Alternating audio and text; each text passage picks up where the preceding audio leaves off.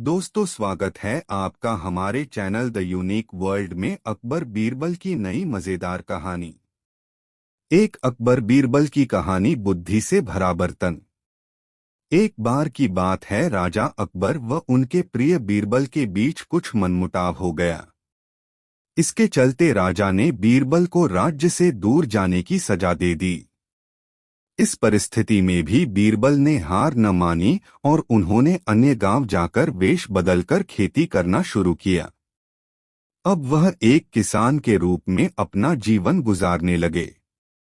शुरू में तो राजा अकबर के लिए सब कुछ सामान्य सा था, लेकिन कुछ ही दिन बीते थे कि राजा को अपनी गलती का एहसास होने लगा। वह अपनी दैनिक दिनचर्या में बीरबल को याद करने लगे थे। जब भी उनके समक्ष कोई मुश्किल परेशानी आती तो उन्हें बीरबल की कमी खूब खलती थी। एक दिन राजा अकबर से रहा न गया। उन्होंने अपने सेनापति को बुलाया और उन्हें बीरबल को ढूंढ लाने का आदेश दिया। राजा की आज्ञा अनुसार हर गांव, हर गली में बीरबल की खोज शुरू की गई। सभी सैनिकों ने हर एक कोना छान मारा, लेकिन वे बीरबल को ढूंढ न सके। राजा को जब इस बात की जानकारी मिली तो वे बड़े निराश हुए। अब बीरबल से मिलने की उनकी बेचैनी और बढ़ने लगी थी। अचानक राजा के मन में एक उपाय आया। उन्होंने आदेश दिया कि सभी गांव के मुखिया को संदेश भेजा जाए कि उन सभी को एक बर्तन के अंदर बुद्धि डालकर राजा को भेजना होगा। जो भी इस आदेश को पूरा नहीं करेगा, उसे इसके बदले एक बर्तन में हीरे जवाहरात भरकर राजा को भेजना पड़ेगा। सभी गांववासी राजा के इस अजीबोगरीब आदेश को सुनकर परेशान थे। सभी यह सोचकर हैरान थे कि बुद्धि को किस तरह एक बर्तन में भरा जाए। बुद्धि तो सभी के पास उपलब्ध थी, लेकिन उसे किस तरह एक बर्तन में डालना है, यह सोचकर सभी परेशानी में थे। ऐसा न कर पाने की अवस्था में उन्हें उसी बर्तन को कीमती हीरे जेवरों से भरना था, जो कि इससे भी बड़ी समस्या थी। वहीं जिस गांव में बीरबल एक सामान्य किसान का वेश बनाकर रह रहे थे, वहां भी राजा का यह आदेश चर्चा का विषय बना हुआ था। गांव के सभी बड़े बुजुर्ग निराश होकर बैठे हुए थे कि वहां बीरबल आए और उन्होंने कहा कि वह इस समस्या का समाधान निकाल सकते हैं। पहले तो किसी को भी इस बात का यकीन नहीं हुआ, लेकिन उनके पास बीरबल पर विश्वास करने के अलावा और कोई रास्ता नहीं था। इसलिए इस काम की बागडोर बीरबल को सौंपी गई। उस वक्त गांव में तरबूज की फसल उगाने का समय था। बीरबल ने तरबूज के पौधे की एक बेल को एक बर्तन में डाला। धीरे धीरे उस बेल में तरबूज का फल लगने लगा और समय के साथ ही तरबूज ने बर्तन का आकार ले लिया। जैसे ही बर्तन तरबूज से पूरा भर गया, बीरबल ने बेल को फल से अलग किया और उस बर्तन को तरबूज समेत राजा के दरबार में भिजवा दिया। साथ में यह संदेश भी भेज कि उस बर्तन के अंदर बुद्धि भरी है और राजा को बर्तन को बिना तोड़े ही बुद्धि को निकालना होगा। जैसे ही राजा ने तरबूज से भरा हुआ बर्तन देखा व उसे निकालने की शर्त सुनी तो उन्हें यकीन हो गया कि ऐसा विचार केवल बीरबल का ही हो सकता है। उन्होंने जल्दी से अपना घोड़ा मंगवाया और बीरबल को अपने साथ वापस लाने के लिए गांव की ओर चल दिए। कहानी से सीख। इस कहानी से हमें यह शिक्षा मिलती है कि हर मुश्किल सवाल का कोई न कोई जवाब जरूर होता है। हमें केवल थोड़ा हटकर सोचने की जरूरत होती है। दोस्तों, यह कहानी आपको कैसी लगी कमेंट में जरूर बताएं। 2 अकबर बीरबल की कहानी, गलत आदत। एक वक्त की बात है, बादशाह अकबर किसी एक बात को लेकर बहुत परेशान रहने लगे थे। जब दरबारियों ने उनसे पूछा तो बादशाह बोले, हमारे शहजादे को अंगूठा चूसने की बुरी आदत पड़ गई है। कई कोशिश के बाद भी हम उनकी यह आदत छुड़ा नहीं पा रहे हैं।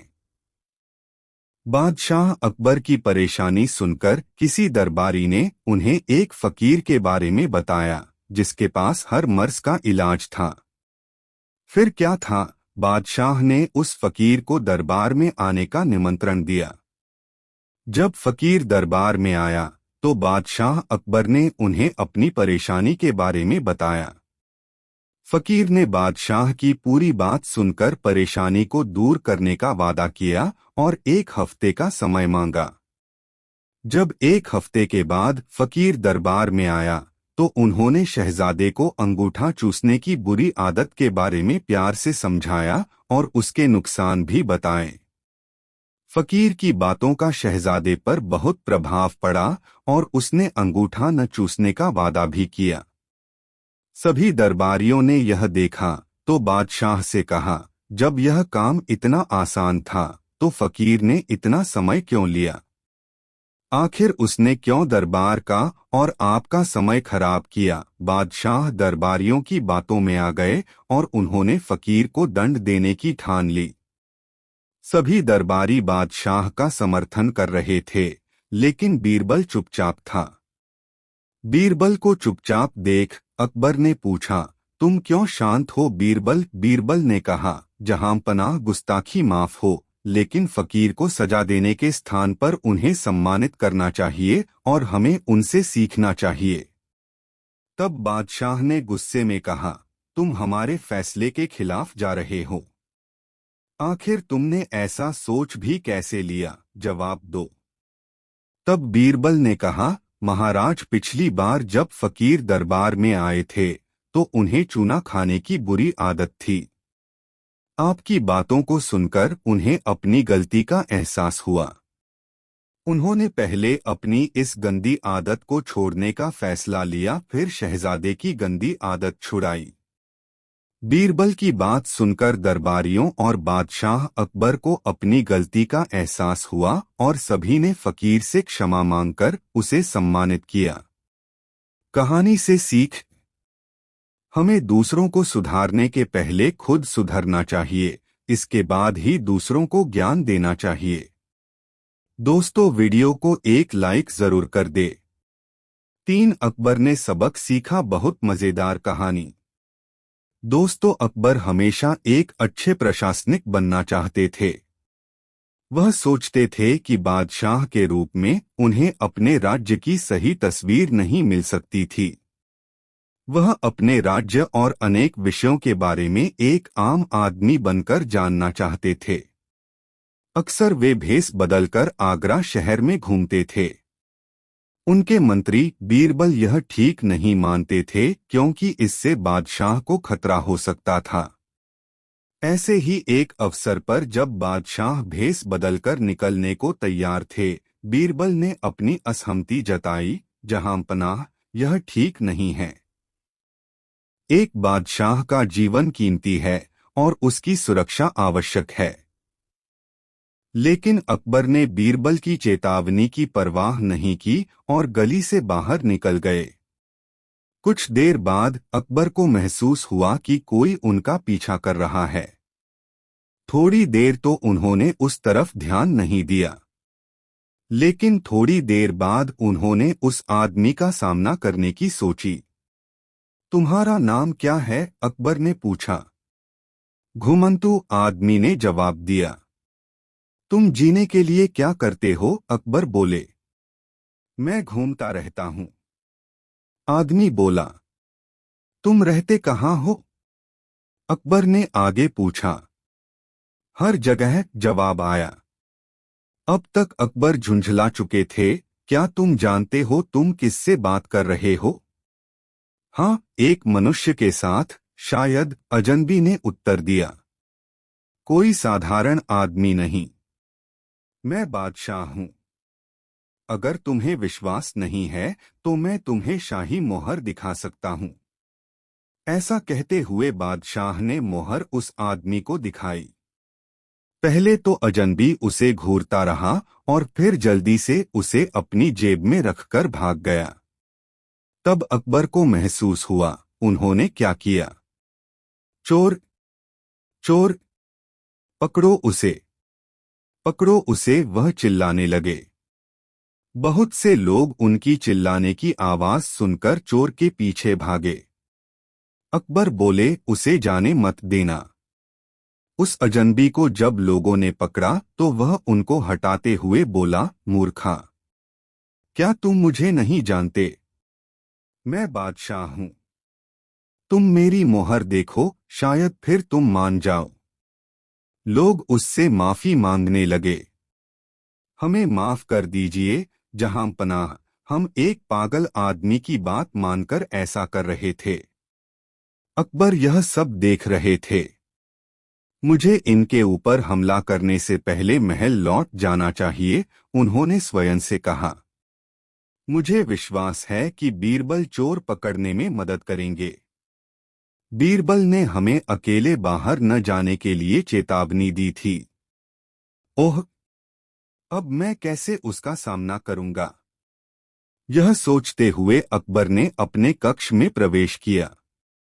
भीतर घुसते ही उन्होंने देखा सामने मेज पर कुछ रखा था। उसे खोला तो उसमें मोहर और एक पर्ची देखकर हैरान हर गए। पर्ची में लिखा था, मैंने आपको चेतावनी दी थी कि बिना सैनिकों के बाहर जाना सुरक्षित नहीं है। आज तो आपने केवल अपनी मोहर गंवाई थी, पर इससे बुरा भी हो सकता था। नीचे बीरबल का नाम लिखा था। तो ये बीरबल थे। लेकिन मैंने अपना सबक सीख लिया। शिक्षा हमें तीव्रता से कोई भी कार्य नहीं करना चाहिए। किसी भी महत्वपूर्ण कार्य को करने से पहले अपने कार्य के परिणामों के बारे में सोचना चाहिए। दोस्तों, वीडियो को एक लाइक जरूर करें। 4 गरीब की आह, नई मजेदार कहानी। एक दिन तुर्किस्तान के बादशाह को अकबर की बुद्धि की परीक्षा लेने का विचार हुआ। उसने एक एलची को पत्र देकर कई सिपाहियों के साथ दिल्ली भेजा। पत्र का आशय यह था, अकबर शाह, हमारे सुनने में आया है कि आपके भारतवर्ष में कोई ऐसा पेड़ उत्पन्न होता है जिसके पत्तों के खाने से मनुष्य की आयु बड़ी होती है। यदि यह बात सच्ची है तो मेरे लिए उस वृक्ष के थोड़े पत्ते भेज दें। बादशाह पत्र पढ़कर सोच में पड़ गया। फिर कुछ देर तक बीरबल से सलाह करके सिपाहियों सहित उस एलची को कैद कर एक मजबूत किले में बंद कर लिया। इस प्रकार कैद हुए उसको कई दिन हो गए तो बादशाह बीरबल को साथ लेकर उन कैदियों को देखने गया। बादशाह को देखकर उनको अपने मुक्त होने की आशा हुई, परंतु यह बात निर्मूल थी। बादशाह उनके पास पहुंचकर बोले, तुम्हारा बादशाह जिस वस्तु को चाहता है वह मैं तब तक उसे न दे सकूंगा जब तक कि इस मजबूत किले की 1-2 ईंट न ढह जाए। उसी वक्त तुम लोग भी आजाद किए जाओगे। खाने पीने की तकलीफ न होगी। मैंने उसका पूरा इंतजाम कर दिया है। इतना कहकर बादशाह चले गए, परंतु कैदियों की चिंता और बढ़ गई।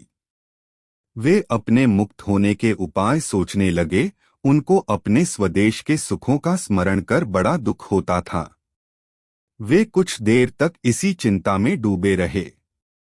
अंत में वे खुदा से प्रार्थना करने लगे, हे खुदा, क्या हम इस कैद से आजाद न किए जाएंगे?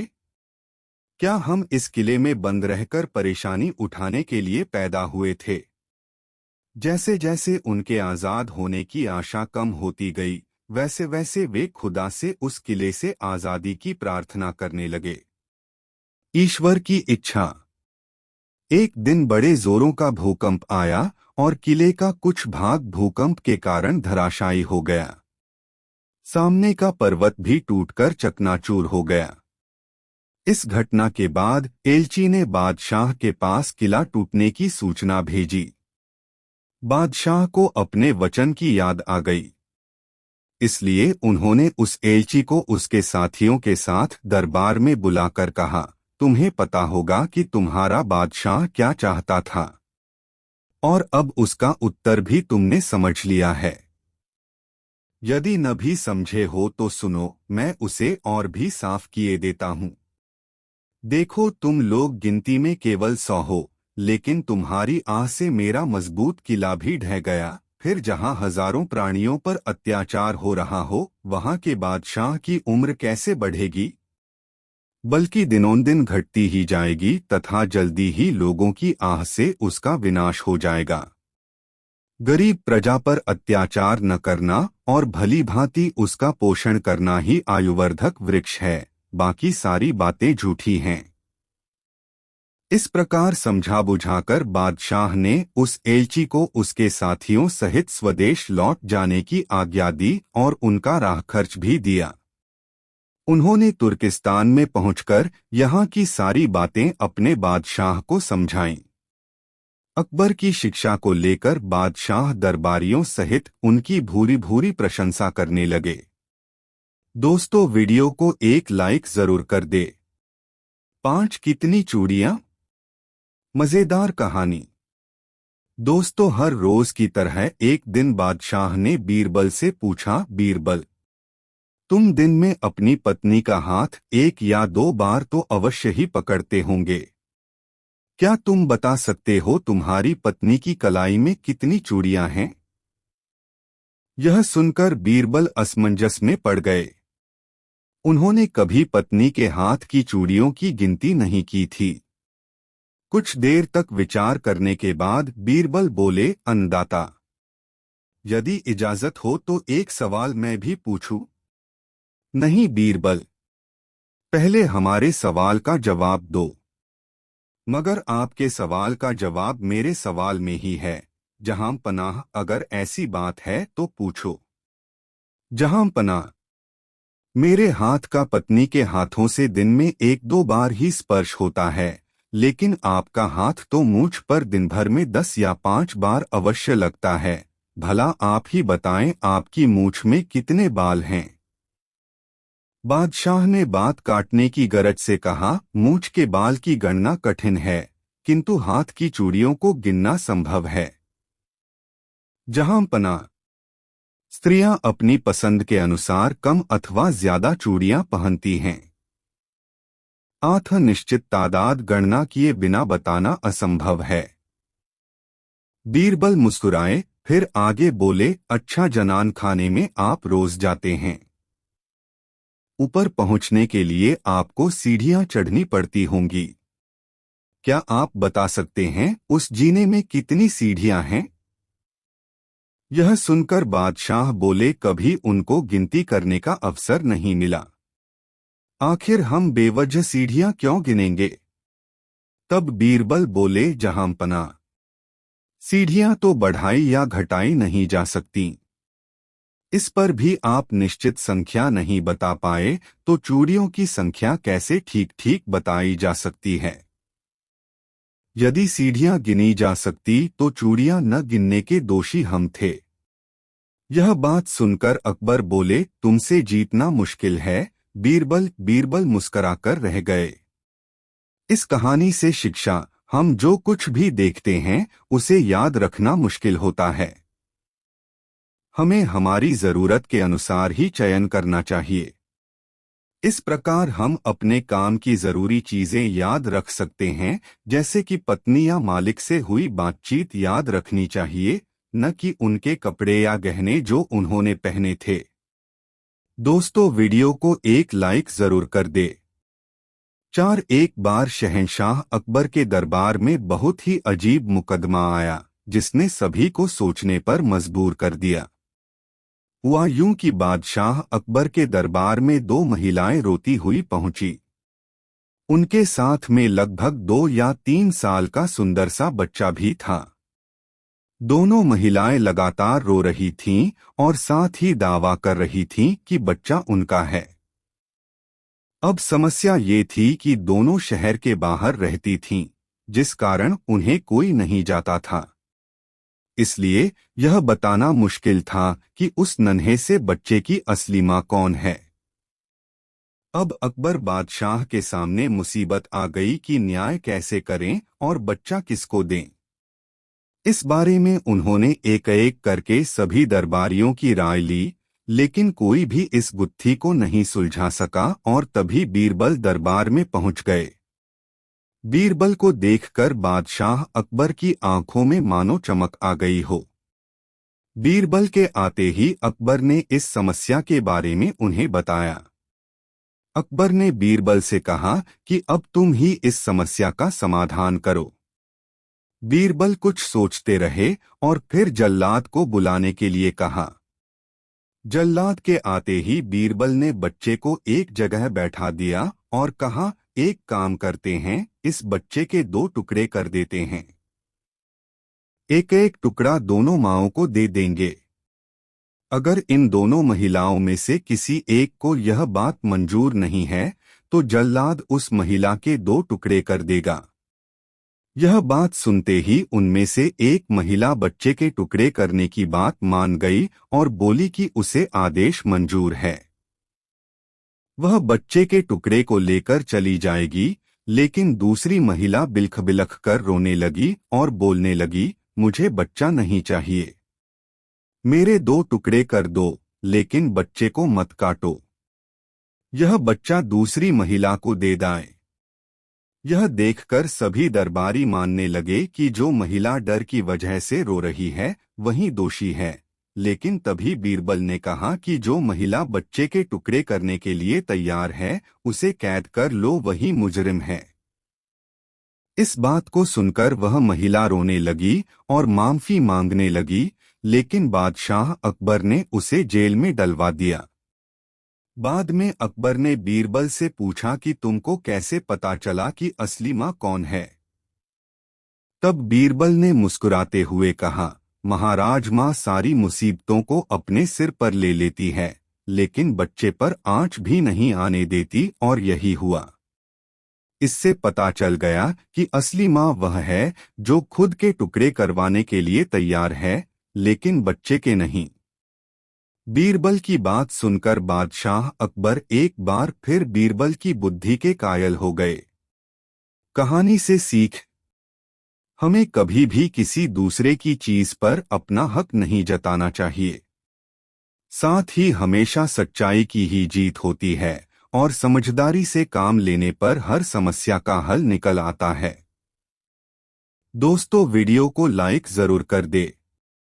5 बादशाह अकबर अपनी बेगम से किसी बात पर नाराज हो गए। नाराजगी इतनी बढ़ गई कि उन्हें बेगम को मायके जाने को कह दिया।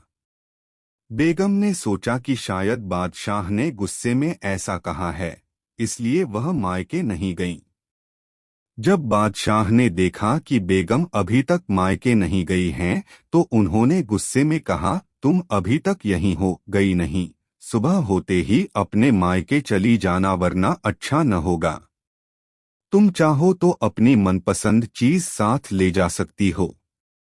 बेगम सिसक कर जनान खाने में चली गईं। वहां जाकर उसने बीरबल को बुलाया। बीरबल बेगम के सामने पेश हो गया। बेगम ने बादशाह की नाराजगी के बारे में बताया और उनके हुक्म को भी बता दिया। बेगम साहिबा, अगर बादशाह ने हुक्म दिया है तो जाना ही पड़ेगा, और अपनी मनपसंद चीज ले जाने की बाबत जैसा मैं कहता हूँ वैसा ही करें, बादशाह की नाराजगी भी दूर हो जाएगी। बेगम ने बीरबल से कहे अनुसार बादशाह को रात में नींद की दवा दे दी और उन्हें नींद में ही पालकी में डालकर अपने साथ मायके ले आई और एक सुसज्जित शयन कक्ष में सुला दिया। जब बादशाह की नींद खुली तो स्वयं को अनजाने स्थान पर पाकर हैरान हो गए। पुकारा, कोई है? उनकी बेगम साहिबा उपस्थित हुईं। बेगम को वहां देखकर वे समझ गए कि वे अपनी ससुराल में हैं। उन्होंने गुस्से से पूछा, तुम हमें भी यहाँ ले आई, इतनी बड़ी गुस्ताखी कर डाली। मेरे सरताज, आपने ही तो कहा था कि अपनी मनपसंद चीज ले जाना, इसलिए आपको ले आई। यह सुनकर बादशाह का गुस्सा जाता रहा। मुस्कुराकर बोले, जरूर तुम्हें यह तरकीब बीरबल ने ही बताई होगी। बेगम ने हामी भरते हुए सिर हिला दिया। दोस्तों, वीडियो को लाइक जरूर कर दे। 4 अकबर बादशाह के राज में दिल्ली के निकट ग्राम में एक स्त्री रहती थी। उसका दिमाग बहुत चढ़ा हुआ था, जिस कारण वह नित्य अपने पति को 10 जूते मारा करती थी। उसको एक पुत्री भी थी। जब वह सयानी हुई तो उसके विवाह की चर्चा छिड़ी। उसने वर के लिए दूर दो के गांवों में अपना पैगाम भेजा, परंतु कोई उस कन्या से अपने लड़के का विवाह करने के लिए राजी न हुआ, कारण कि सबको उस कन्या के माता की करतूत मालूम थी। वे लोग यही सोचते थे कि जैसी माता है उसकी पुत्री भी उसी के समान होगी। उन दिनों भगवान की कृपा से बीरबल की बड़ी ख्याति हो रही थी, जिस कारण कितने ही लोग क्या जात क्या परजात भीतर भीतर उससे ईर्ष्या करने लगे। सबों ने मिलकर सोचा कि यदि इस लड़की से बीरबल का विवाह हो जावे तो इसकी कीर्ति की जगह अपकीर्ति फैलने लगे। एक दिन बीरबल को बिरादरी का एक ब्राह्मण जो कि पुरोहिती करता था उससे मिलने आया। थोड़ी देर तक इधर उधर की बातें कर वह बीरबल से उस लड़की के साथ विवाह करने का आग्रह किया। बीरबल ने कहा, पंडितवर, आप जानते ही हैं कि मेरा विवाह हो चुका है, फिर एक स्त्री के रहते हुए दूसरी के साथ विवाह करना अनुचित होगा। हाँ, यदि आपकी ऐसी ही इच्छा है तो आप मेरे भाई को पसंद करें। वह काशी जी पढ़ने गया है, मैं उसका विवाह करने के लिए तैयार हूँ। पुरोहित की मंशा वर आई, बीरबल नहीं तो उसका भाई ही सही। घर में अशांति होने से बीरबल को भी कष्ट होगा। ऐसी पक्की धारणा बनाकर वह रामबाई के घर पहुंचा। वहां की अजीब हालत थी। रामबाई पतिदेव के मस्तक पर 9 जूता चढ़ा चुकी थी, 10वें के लिए भी तैयार थी। इसी बीच पुरोहित जी उसके मकान में दाखिल हुए और हैं ह करके उसे रोकना चाहा, परंतु वह उल्टा भला कब मानने वाली थी। अपना 10वां जूता भी बेचारे पति को जड़कर ही शांत हुई। जब उसका मिजाज कुछ ठिकाने आया तो उसने पुरोहित के आने का कारण पूछा। पुरोहित बीरबल का नाम लेकर बोला, मैं तुम्हारी लड़की की शादी के लिए एक वर देख आया हूँ। लड़का काशी में पढ़ रहा है, केवल तुम्हारी अनुमति की देर थी। यदि कहो तो विवाह निश्चित किया जाए। रामबाई पुरोहित से बड़ी प्रसन्न हुई और उसका आदर सत्कार कर बोली, मुझे मंजूर है, आप जाकर पक्का कराइए। पुरोहित जी फिर उल्टे पांव बीरबल के पास पहुंचे और दोनों पक्ष को राजी कर रामबाई की कन्या और बीरबल के छोटे भाई की शादी पक्की कर दी। बीरबल पुरोहित का आंतरिक भाव पहले ही ताड़ गया था, इसलिए झूठ मूठ अपना छोटा भाई होना बतलाकर पुरोहित को फांस लिया था। इधर जब विवाह पक्का हो गया तो वह एक सजातीय अनाथ लड़के की खोज में पड़ा। कहाँ भी है, जिन खोजा तिन पाया, गहरे पानी पैठ। हाँ, बौरी ढूंढन गई, रही किनारे बैठ। 2-3 दिनों के प्रयास करने हो से उसे एक लड़का 20-25 वर्ष का मिल गया। वह अपने पेट पालन के फिराक में देहात से ऊबकर दिल्ली नगर में आया था। हाँ, इतना अवश्य था कि उसने पहले कुछ विद्या भी हासिल कर ली थी। बीरबल उस लड़के को आश्रय देने का वचन देकर अपने घर ले गया और उसको समझा बुझाकर बोला, देखो, मैं तुम्हारा विवाह रामबाई की कन्या से करा दूंगा और तुम्हें निर्वाह मात्र के लिए सारा सामान भी दूंगा, परंतु एक बात तुमको भी करनी पड़ेगी। लोगों में तुमको मेरा छोटा भाई होना विख्यात करना पड़ेगा, बल्कि यत्र तत्र इसका प्रचार भी काफी तौर से करना होगा। वह लड़का बहुत प्रसन्न हुआ और बीरबल का छोटा भाई बनना सहर्ष स्वीकार किया। मरत रहे एक चना के, पाए गए 2 दाल। भला इस जमाने में ऐसा कौन होगा जिसको अपना विवाह होना न भावे। अब दोनों तरफ से विवाह की तैयारी होने लगो। जब अच्छा मुहूर्त आया तो बाजे गाजे के साथ उसका गठबंधन हो गया। लड़की के विदाई की शायद शोध कर पुरोहित फिर रामबाई से मिला और उसे कन्या के रुखसती का दिन बतलाकर बोला, बाई जी, मैं चाहता हूं कि आप जैसी मिजाज को तेज हैं और अपने पति को दबाकर उस पर अपना पूरा प्रभाव जमाए रहती हैं, उसी प्रकार आपकी लड़की आपसे भी बढ़कर हो, तब तो तुम्हारा नाम नहीं तो सब व्यर्थ होगा। इतना कहकर पुरोहित जी अपने घर चले गए। रामबाई बड़े चिड़चिड़े मिजाज की औरत थी। उसने अपनी लड़की को बुलाकर समझाया, देखना बेटी, तुम हमारे नाम को कायम रखना, अपने पति को हर समय द्वाए रहना। मैं तो अपने पति को प्रतिदिन 10 ही जूते मारती हूँ, तुम 15 का हिसान रखना। अगर मेरे कहे अनुसार न चलेगी तो मैं फिर आजन्म तेरो मुख नहीं देखूंगी। क्रमशः लड़की के विदाई की घड़ी भी आ पहुंची। रामबाई ने अपने पति को उसे ससुराल पहुंचाने के लिए भेजा।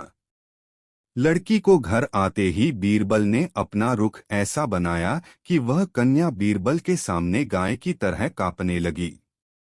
इधर बीरबल ने अपने बनावटी भाई को भी उससे चिड़चिड़ा बनकर रहने की सोख पहले से ही दे रखी थी। इन दोनों के चिड़चिड़ेपन को देखकर बिचारी कन्या का जूता जड़ने का भाव काफूर हो गया और डर के कारण अपने मां के दिए जूते को एक कोने में गुप्त रोती से छिपा कर रख दिया।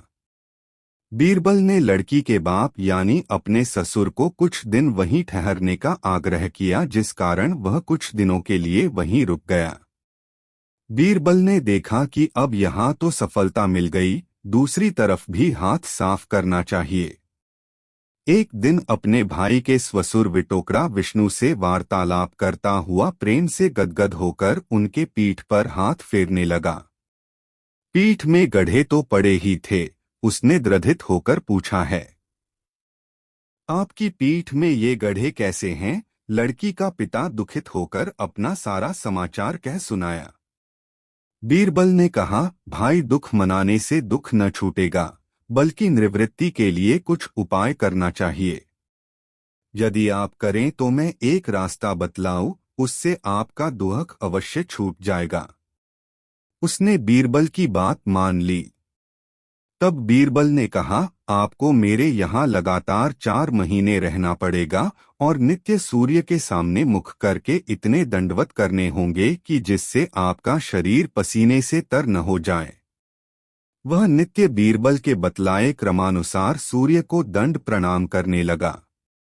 उधर बीरबल ने उसके खाने पीने का अच्छा प्रबंध कर दिया। पौष्टिक पदार्थ खाने को मिलने से 4 महीने में वह मुटाकर लड़की का कुंदा हो गया। तब बीरबल ने लुहार को आर्डर देकर एक सुंदर डंडा बनवाया। उसमें स्थान 2 पर ऐसे लोहे जड़वा दिए कि वह खासा लुहांगी बन गया। बीरबल उस लुहांगों को उसे देकर बोला, देखो, लोगों के पूछने पर इस लुहांगी को अपना गुरुभाई बतलाना। फिर उसे भली भांति शिक्षित कर उसको घर भेज दिया। इधर रामबाई नित्य के जूतों का हिसाब जोड़कर उसका घाटा जोड़ा करती थी। जब उसका पति 5 महीने में हृष्ट-पुष्ट होकर आया तो वह देखकर बड़ी प्रसन्न हुई। कहाँ तो बेचारा थका मांदा मंजिल मारकर आया था, कहाँ उसे जूता जमाने की सूझी। वह कुल्टा पति को जूता खाने के निश्चित स्थान पर ले गई। वह चुपचाप बैठा रहा, परंतु अपने गुरुभाई यानी लुहाठी को नहीं भूला। ज्यों ही उसकी स्त्री ने उसके सिर पर पहला जूता लगाया कि वह उठकर लुहाठी को तानकर उसके सिर पर ऐसा जमाया कि उसका सिर भन्नाने लगा। वह बोली, अर्र राम राम, यह तो मार ली रे। पति ने थोड़ा अंतर देकर एक डंडा और जमाया। अभी तीसरा मारने ही जा रहा था कि इतने ही में अड़ोस पड़ोस के कुछ लोग जमा हो गए और पीछे से उसका हाथ पकड़ लिए। स्त्री डर के कारण कांपने लगी और उसने उठकर अपने पति से क्षमा प्रार्थना की। वह सदैव के लिए उसकी चेलिन हो गई। बीरबल के द्वेषियों का दिल टूट गया और उसी तारीख से लोगों ने उसका अनिष्ट सोचना छोड़ दिया। दोस्तों, वीडियो को लाइक जरूर कर दे और कमेंट में जरूर बताएं वीडियो कैसा लगा। एक दिन बादशाह बीरबल के साथ नगर में होकर हवाखोरी के लिए निकला था। एक जगह नुक्कड़ पर उसे एक औरत दिखाई पड़ी। वह महाफूहड़ देख पड़ती थी। उसके मोटे मोटे होठों के बीच से दो दांत बाहर को झांक रहे थे। नाक से पोटा जारी था। मलिन वस्त्र, खुले बाल और शरीर पर मिट्टी पानी मिश्रित दाग पड़े हुए थे। बात करते समय मुंह से थूक बाहर निकला आता था। कहाँ तक कहें वह सर्वांग फूहड़ थी। राजा की तो बात ही अलग है, उसके हाथ के स्पर्श किए फल तक भी किसी रंग का खाने को जी नहीं चाहता था। वह स्त्री गर्भिणी थी। यह देखकर बादशाह को बड़ा आश्चर्य हुआ और वे बीरबल से बोले, बीरबल, जरा कामदेव का प्रबल प्रभाव तो देखो। जिसके देखने मात्र से घृणा उत्पन्न होती है, उसके साथ रमण करने वाला भला कैसा होगा। बीरबल ने उत्तर दिया, पृथ्वीनाथ, भूखे को जूठा मीठा नहीं सुझता। निद्रा देवी के आवाहन के समय मुलायम सेज व जमीन का विचार नहीं उठता। उसी प्रकार काम की ज्वाला के सामने भी भले बुरे का परिज्ञान भूल जाता है। उस समय काम से पीड़ित व्यक्ति को न जात सूझता है न कुजात। आपको अन्वेषण करने पर ऐसे बहुतेरे पुरुष मिलेंगे जो देखने में तो बड़े सुंदर और फिटिक बाज होंगे, परंतु ऐसी दो गलीज जगहों में उन्हीं का नंबर निकलता है। बादशाह ने कहा, हाँ, तुम्हारा कहना भी सत्य हो सकता है। इसलिए मैं चाहता हूं कि इससे रमण करने वाले की खोज की जाए। मैं उसे देखना चाहता हूं। बीरबल बोला, शायद कुछ देर अगल बगल के लोगों से पूछताछ करने पर कुछ भेद खुले। ऐसा विचार कर वे वहां से कुछ दूर निकल गए, परंतु बीरबल को उस बात की ही धुन बंधी रही। वह बराबर उसी स्त्री की तरफ लगा हुआ था। थोड़ी देर बाद एक ऐसी घटना घटी कि एक कामी पुरुष उसके बगल से होकर निकला और उस स्त्री से कुछ संकेत द्वारा कहकर आप आगे निकल गया। वह देखने में किसी उच्च कुल का जान पड़ता था, परंतु स्वभाव से लंपट प्रकट होता था। बीरबल ने उसे बादशाह को दिखाकर कहा, पृथ्वीनाथ, यही पुरुष उस स्त्री का यार जान पड़ता है। बादशाह को बीरबल की बातों से आश्चर्य हुआ और वे बोले, इस पर कैसे विश्वास किया जाए। बीरबल ने उत्तर दिया, उसकी तरफ कुछ देर तक ध्यान पूर्वक देखने से आपको स्वयं सिद्ध हो जाएगा। बादशाह ने बीरबल के कहने का अनुसरण किया। वे अनजानों की तरह उसकी दृष्टि बचाकर बराबर उसी तरफ देखते रहे। कुछ कालोपरांत वह लंपट फिर घूम कर आया और अंगुली के संकेत से उसे कुछ कहकर आप अग्रसर हुआ। महामाया भी उसके पोछेर चली। कुछ देर के बाद वे दोनों एक गली में मुड़कर इनकी आंखों से ओझल हो गए। यह देखकर बादशाह का भ्रम मिटे गया और उन्हें उस लंपट का जार उस होना निश्चित हो गया, परंतु फिर भी उधर ही दृष्टि अड़ाए रहे। अब ये दोनों आगे बढ़े।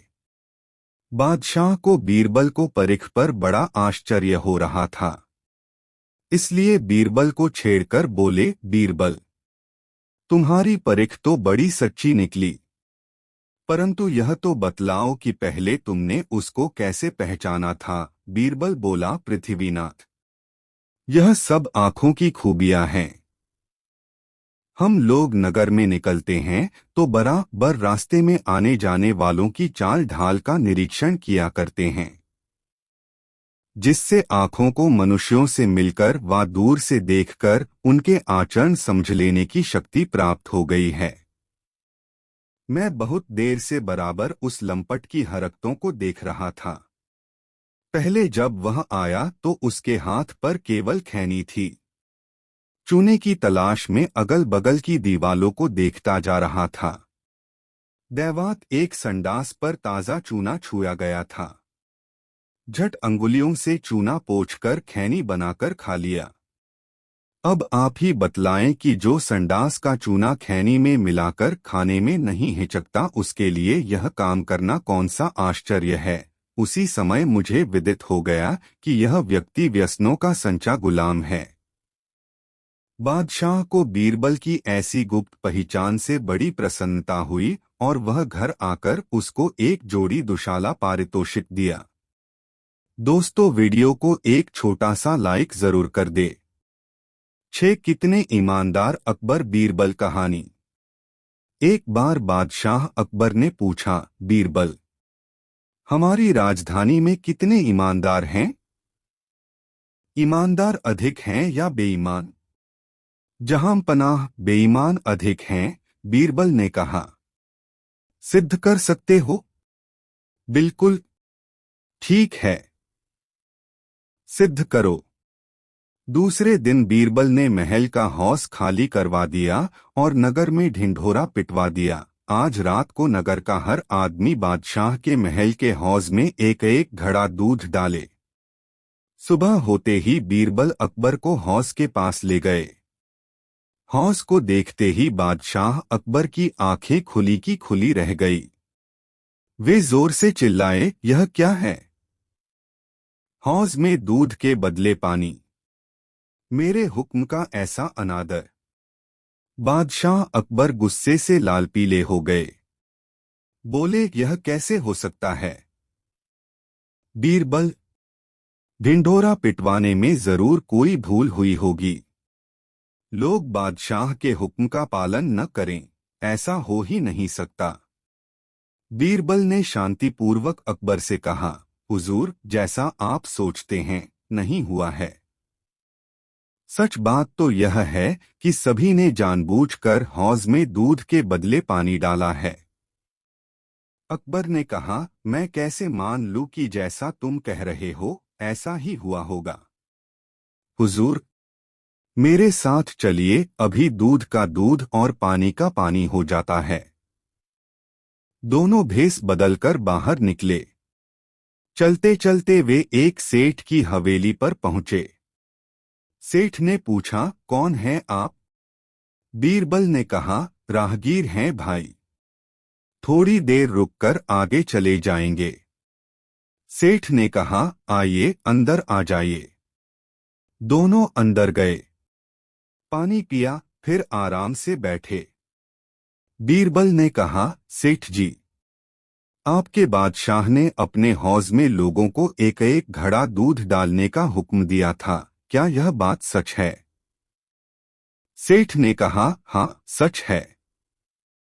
बीरबल ने कहा, किसी को ऐसी बात पसंद नहीं आती, लेकिन बेचारे क्या करते? बादशाह का हुक्म था, इसलिए। सेठ ने कहा, हुक्म देने वाला तो हुक्म दे देता है, पर मनुष्य में तो बुद्धि होती है न। बीरबल ने कहा, मतलब? सेठ ने बताया, देखिए, किसी से कहना मत, मैंने तो हौज में दूध के बजाय एक घड़ा पानी ही डाल दिया था। रात के अंधेरे में कौन देखता है कि घड़े के अंदर क्या है? फिर नगर के सारे लोग तो दूध डालने ही वाले थे, उसमें मैंने एक घड़ा पानी डाल दिया, तो क्या फर्क पड़ता है? अकबर और बीरबल सेठ से इजाजत लेकर रवाना हुए। इसी तरह वे 4-5 जगह और गए। सभी से एक ही बात सुनने को मिली कि हौज में सभी लोग दूध डालने वाले थे, पर अंधेरे में कौन देखता है कि घड़े में दूध है या पानी? यह सोचकर हर किसी ने हौज में दूध के बजाय पानी ही डाला था। बीरबल ने कहा, हुजूर, अभी और कहीं पता लगाने जाना है क्या? अकबर ने कहा, नहीं नहीं, इतना ही बहुत है। तुम सच कहते हो, सभी बेईमान गलत काम में एक हो जाते हैं, और खास तौर पर स्वार्थ साधने में। शिक्षा हमें निर्णय पर पहुंचने से पहले तथ्यों पर गौर कर लेना चाहिए। यह एक महत्वपूर्ण तथ्य है कि डर हमेशा अधिकारी की आज्ञा पालन में महत्वपूर्ण भूमिका अदा करता है। अधिकारी इस बात का लाभ उठा सकते हैं। यदि उच्च अधिकारी इस बात से अनभिज्ञ है तो उसके अंतर्गत काम करने वाले डर खो देते हैं, जबकि उच्चाधिकारी अपनी अधिकारिता। दोस्तों, कहानी कैसी लगी कमेंट में जरूर बताएं। ऐसी और कहानी सुनने के लिए हमारे चैनल द यूनिक वर्ल्ड को सब्सक्राइब जरूर कर ले और यह वीडियो अपने मित्रों को जरूर शेयर कर दे। वीडियो देखने के लिए धन्यवाद।